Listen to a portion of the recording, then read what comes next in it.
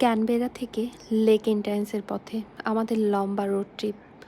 অনেকটা পথ আসার পর আমরা একটু থামলাম ম্যাকেঞ্জি রিভার রেইন ফরেস্ট ওয়াকে।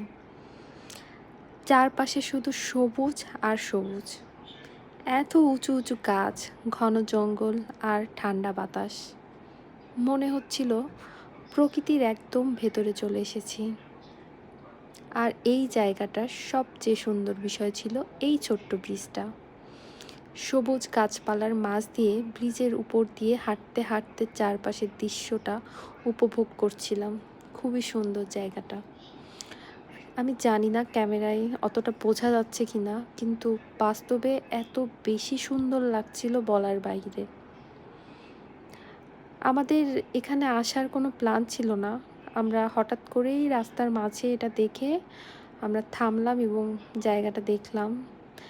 খুবই সুন্দর জায়গাটা, একদম প্ল্যানের বাইরে।